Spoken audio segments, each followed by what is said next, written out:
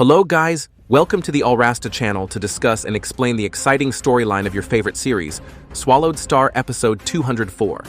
In the previous episode, after being trapped inside the ice hell for over 2,000 years, Luofeng luckily managed to trick Bohinia into obtaining the Beast God Inheritance token. However, he nearly lost his life upon exiting the ice hell because Bohinia had managed to escape first, and thanks to the intervention of a Universe Master, the Sky Wolf Master, who stepped in to eliminate him. The situation reversed when Luofeng's teacher, the Chaos City Lord, appeared with extraordinary power that forced the enemy to flee in terror. After a discussion regarding the inheritance token with the Chaos City Lord, Luofeng, who had successfully obtained the Earth and Space Beast God Inheritance token, sincerely gave that precious treasure to his second teacher, King Zhen Yan, so he could break through to the Universe Venerable level. So what happens next? Alright, without further ado, let's dive right into the story.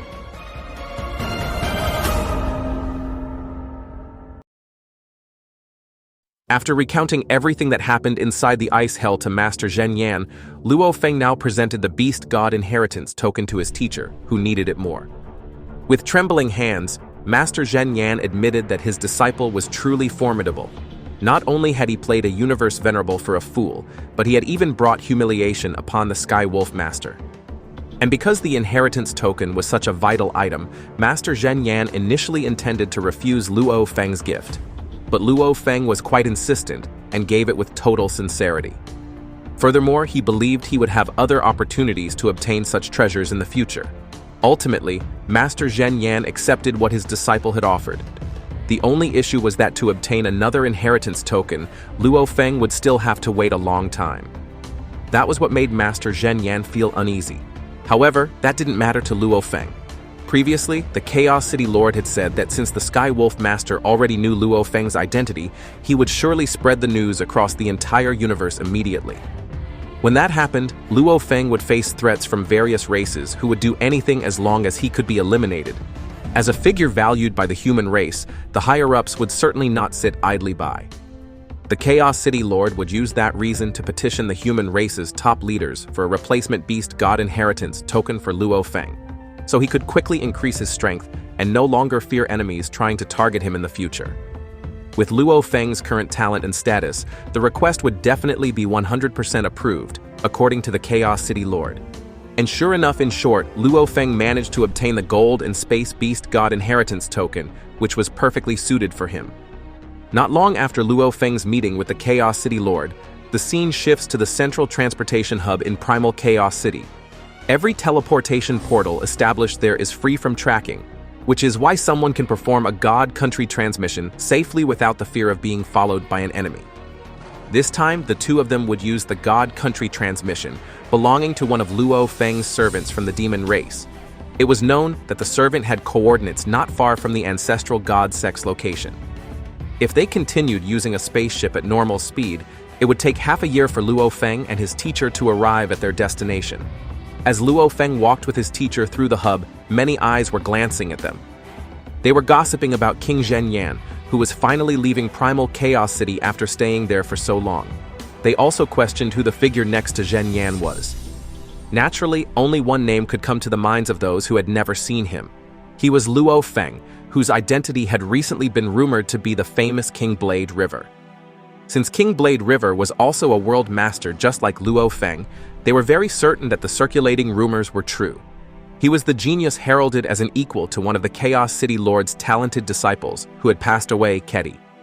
After becoming the subject of gossip, Luofeng and Zhen Yan then teleported to a remote place outside human territory.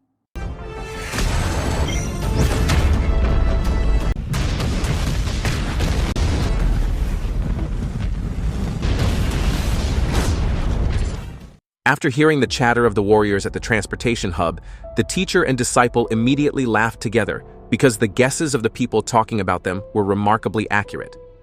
Zhen Yan was very proud of his disciple, who had now become a famous figure with many achievements. According to Luofeng, it was an easy guess. Within the human race itself, there weren't many people as strong as him, and even fewer had a close relationship with Master Zhen Yan, making it easy to deduce.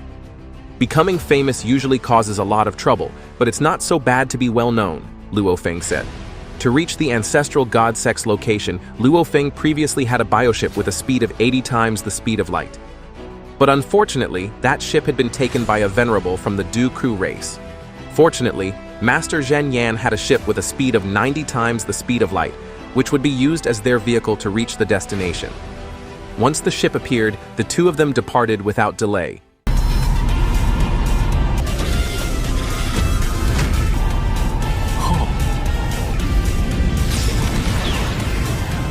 During the journey, Luofeng spent his time practicing his understanding of the third fragment of the Heavenly Soul Crystal. Upon exiting the Dark Universe, Zhen Yan informed Luofeng that they would soon arrive at the inheritance site known as the Secret Region. That place is controlled by the legendary ancestral god sect and has a diameter of 160 million light-years, comparable to the size of a single universe country. From a distance, Luofeng could see a landscape resembling a vast, sprawling river. 3 months later, after entering the inheritance grounds, their ship experienced some turbulence from the whirlwinds. It is said that the black ash whirlwinds are a very common occurrence in the ancestral god sect's secret region. Even a small black ash whirlwind can injure a universe Venerable level warrior. If it's a large one, rumors say it can annihilate a figure at that level. But that was not a problem for Luofeng and his teacher, who were aboard a ship with the durability to withstand those whirlwinds. Thus, they could continue their journey deeper inside. After the two of them reached the location of the inheritance site, they were instead met with a completely empty void. But suddenly, they were immediately transported to a place with a vast view of auroras, known as the Aurora Lake. Standing in the shimmer for a moment, Luofeng began to feel something strange. He felt a bit dizzy and immediately realized that his mind was being hypnotized. After breaking free from the hypnotic trap, both of them instantly took a defensive stance.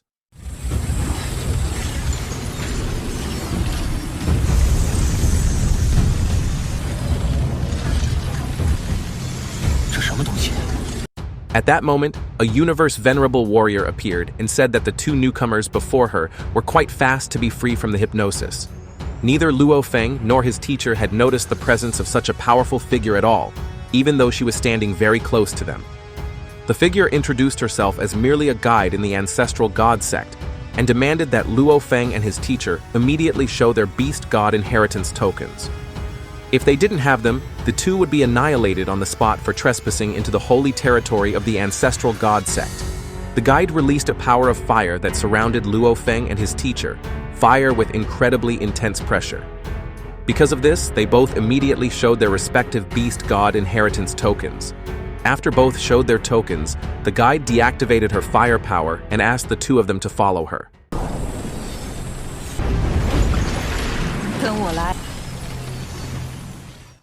When looking up at the sky, Luofeng realized that the vast river he had seen from a distance earlier actually consisted of countless auroras. This was the legendary 5-color Aurora Lake.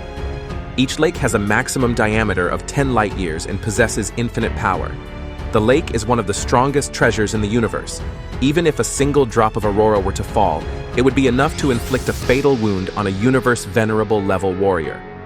Luofeng and Zhen Yan would then enter the island, or more precisely, Bohinia Island, which is located inside the 5-color Aurora Lake.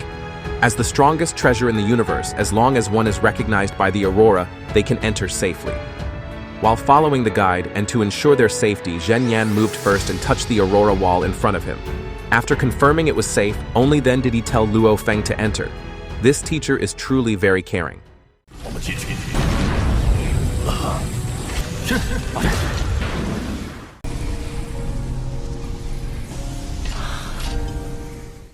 Not long after, they finally entered the Bohinia Island territory, which would serve as a temporary residence for the inheritors.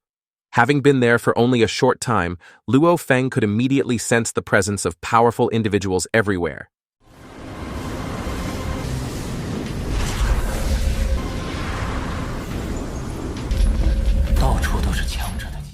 The guide reminded them that within the 5-color Aurora Lake area, killing one another is forbidden, as is the case with private residences and personal treasures.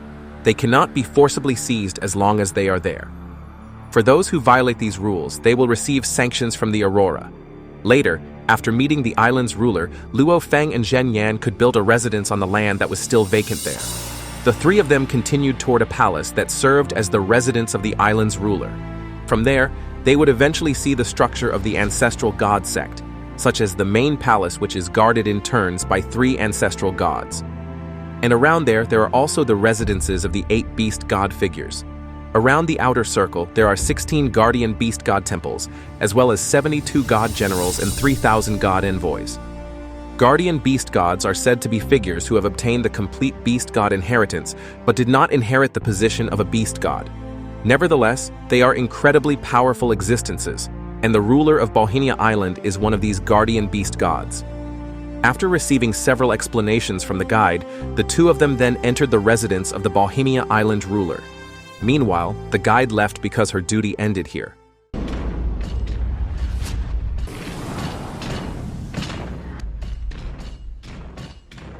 Upon entering, the teacher and disciple were faced with the silhouette of a dragon that possessed the power of fire and space laws. He was the ruler of Bohinia Island, who said that Luofeng and Zhen Yan were now inheritors, and he would grant them access to enter the world of glory, the land of inheritance, the land of treasures, and the land of the secret region. In total, there are 4 places they can access. The island ruler also provided a virtual world signal receiver that could be used to enter the world of glory. The 3 water curtains located outside the palace were teleportation portals to the 3 other places, besides the world of glory, which is a kind of virtual world. The land of inheritance is the place to receive the beast god inheritance, as well as a place for the demonstration of law changes to increase the understanding of law powers. Each time they receive an inheritance, they will first see their respective progress in law understanding. There are 7 levels of beast god inheritance, and each level can provide free enlightenment to the inheritor. To increase it, one requires points obtained from the world of glory. Luofeng's understanding of the beast god inheritance is currently at the 3rd level.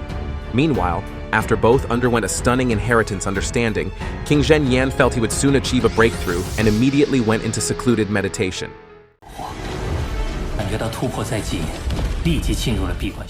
As for Luofeng, this time he was with a friend from the Humeng alliance he had just met, King Kai Yu, and they were heading to a place called the Land of Treasures, which stores treasures left behind by previous generations of beast gods from super powerful seniors.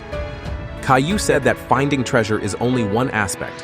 Before that, they must know the restrictive rules set by those seniors, and after that, only then can they take the treasures inside.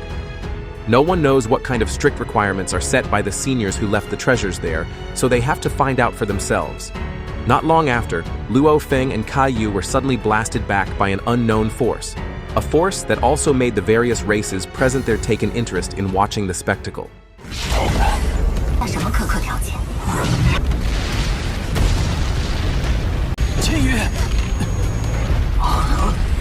The figure was Venerable Bei Shan from the machine race, who was unhappy with the human race. When both received pressure from the enemy, Luofeng, who wanted to act, was stopped by Kai Yu, who said that the person in front of them was a warrior at the universe Venerable level, and it seemed he also already knew the restrictive rules that existed there. It could be seen that Bei Shan's attack did not damage the surrounding mountains in the slightest. Luofeng and Kai Yu's bodies were not destroyed, they were merely being humiliated by him. Luofeng said, "So what if he's a Venerable? He only dares to bully weaker juniors. Kill me if you dare," Luofeng challenged. When Bei Shan began to increase his pressure, Luofeng immediately pulled out a top-tier flame god crystal. And suddenly this Bei Shan fell silent, hesitating to take his next action.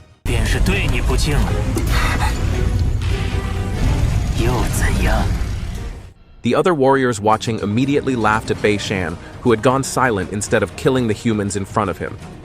It seemed he was afraid of the rules in that treasure land. Meanwhile, in the residence of the Sky Wolf Master, he received information from his subordinates. He got a report of a sighting of a human suspected to be King Blade River, who was currently in the ancestral god sect, specifically in the Land of Treasures. After seeing the figure in question, the Sky Wolf Master was certain that it was the disciple of the Chaos City Lord who had crossed paths with him, Luofeng, who was currently staring down a Venerable who was afraid to act because Luofeng had pulled out a flame god crystal that could trigger a massive explosion. Even if Bei Shan survived the explosion, he would surely be sanctioned by the Aurora for committing murder there. The Sky Wolf Master remarked that King Blade River was indeed as arrogant as ever. After falling silent, Bei Shan finally left the scene while threatening that if Luofeng wanted to stay alive, he must continue hiding in the 5-color Aurora Lake or just hide in the human race's nest. If he stepped out, his life would be over. Well, unfortunately, such a threat was only met with a smirk from Luofeng.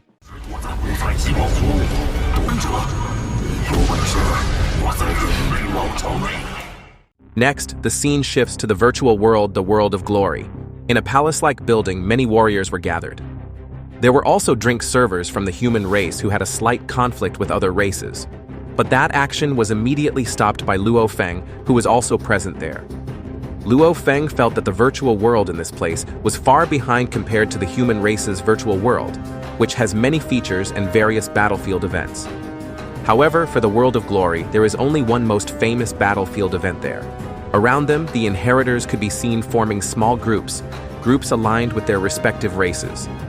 It was also visible that each of these groups held a significant amount of mutual hostility. As a newcomer wanting to register there, Luofeng had to create a virtual nickname first. Since people knew him as King Blade River, Luofeng would use the nickname Daohi, meaning the Blade Madman. After Luofeng wrote his nickname using the calligraphy style from his home country Earth, the other races who saw it immediately became excited, thinking it was a foreign race symbol. It might have looked foreign to them, but they could see the aesthetic beauty in that writing.